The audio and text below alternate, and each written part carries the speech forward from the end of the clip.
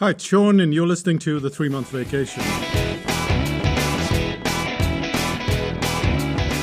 Let's say you're single and you're looking for a partner. Where would you find someone suitable? The short answer is everywhere, possibly everywhere and anywhere. Yet, no one would ask you to start anywhere and everywhere. Finding a partner is no easy task, and a flippant answer doesn't help you or anyone else.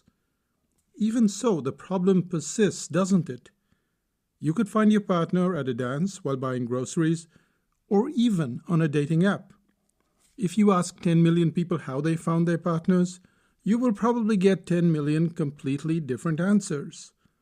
We have the same nagging problems when finding clients, don't we? Where do these clients come from? At Psychotactics, we don't have to guess.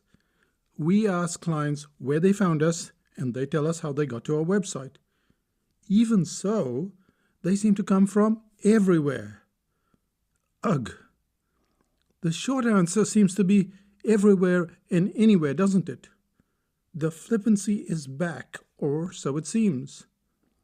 However, once we dig beneath the surface, we can find a pattern that works better than everything else.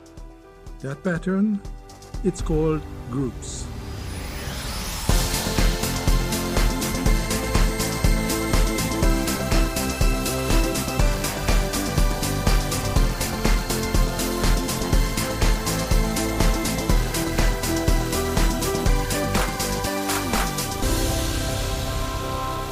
You know what groups are.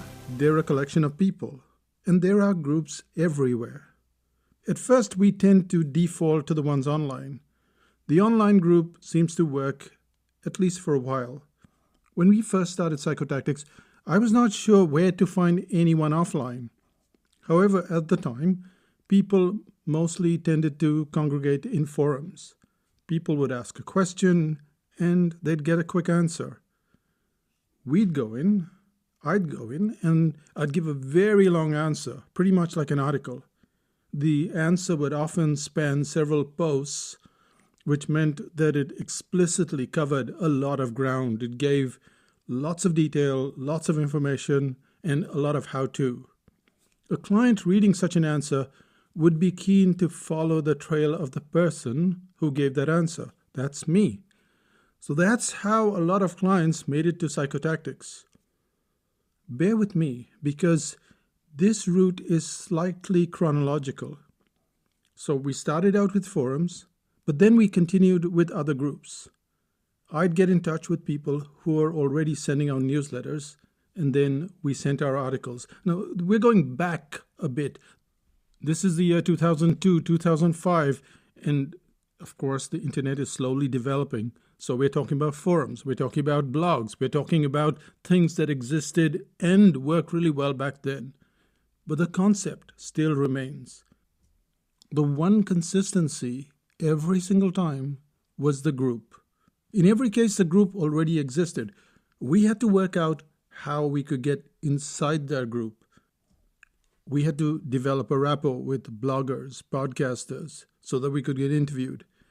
And they, in turn, would send the message to their audience, their group. However, there's nothing new in what you're listening to here, is there? Quora, Facebook, Instagram, YouTube, TikTok, and even LinkedIn, they're all groups. But some groups work better than others.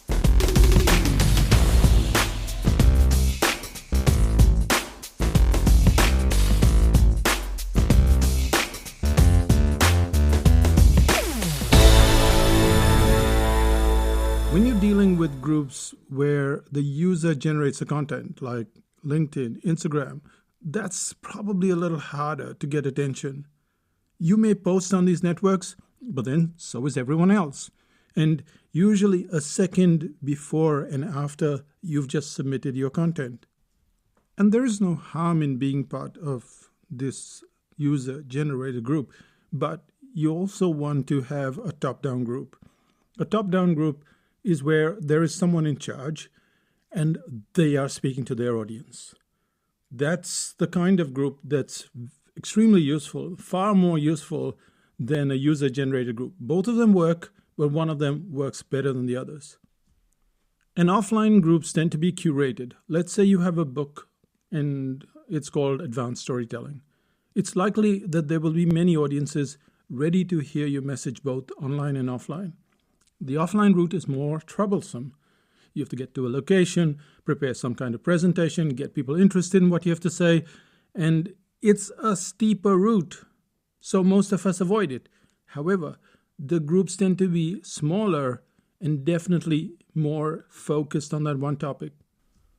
When we sold the Brain Audit, we spoke to people in business. We spoke at dental conferences, at insurance conferences, but mostly at very small networking groups.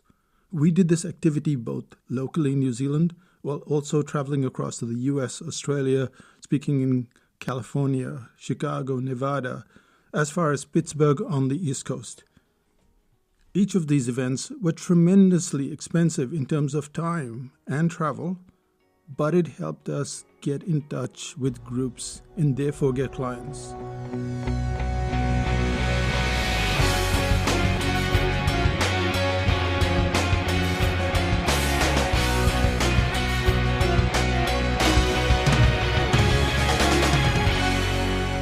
So is there a formula for getting clients?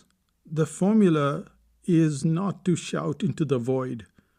It takes a lot of time to create a physical product or a digital one. It takes oodles of work to create a training program or to sustain a membership site.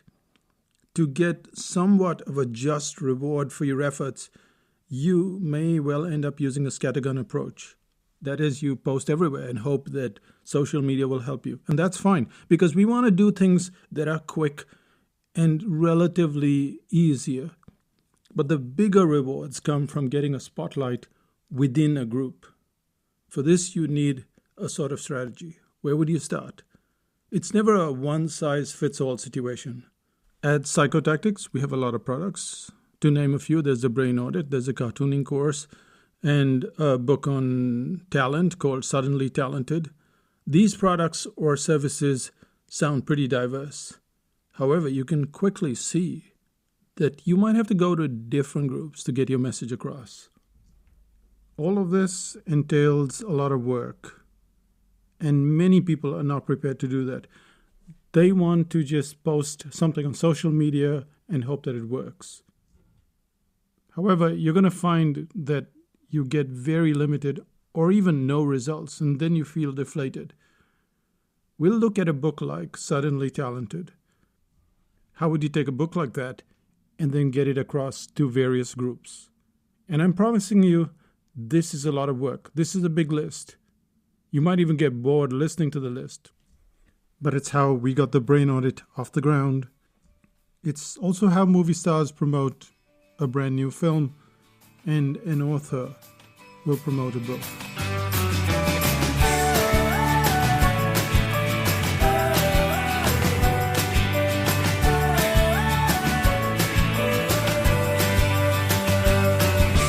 Just to finish this podcast, here's a little story, and it's about Joseph Pilates. You've heard of Pilates.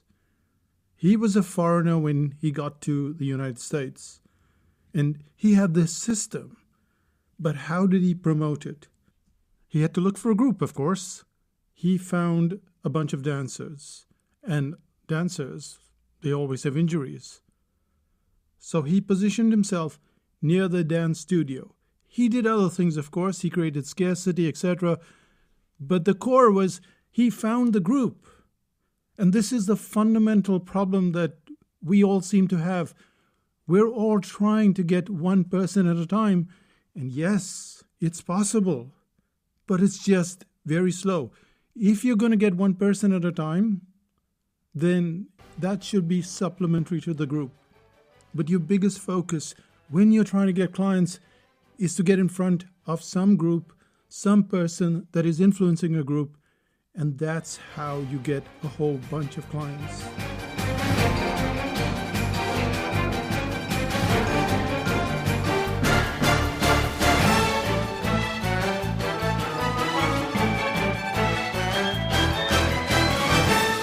And this brings us to the end of this podcast. This conversation continues in the membership site at 5000 BC, so let's find out what's happening in Psychotactics land. Well, one of the things that happens is you hear this podcast and then it gets taken to the membership at 5000 BC, or sometimes it appears there before it appears here. And you'd say, well, what's the difference? Well, the difference is that you have a concept. These concepts are in books, they're in podcasts, they're everywhere. The point is, how does the concept apply to you specifically? How does it apply to your strategy, your company, your business?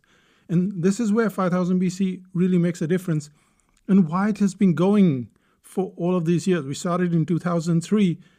It's now 2025. So 22 years later, clients come in, they ask questions regarding their business. It's like consulting, but at a very reasonable cost per year. So check out 5000bc.com. You'll see that you have to wait for 21 days.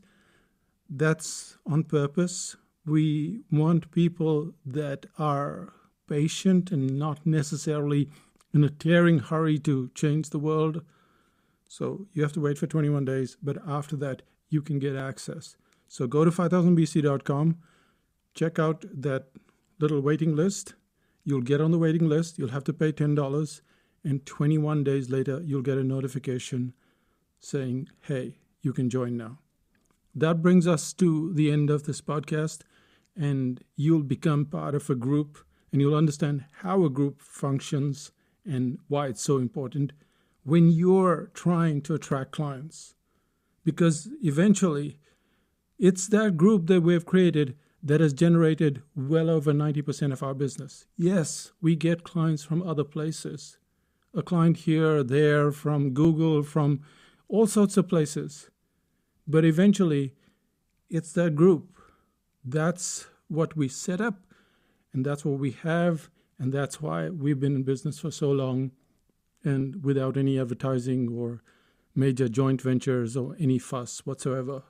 You won't even find us very much on social media. It's because of this magic of the group. So there you go. We'll see you in 5000 BC, and I'll say bye for now. Bye-bye.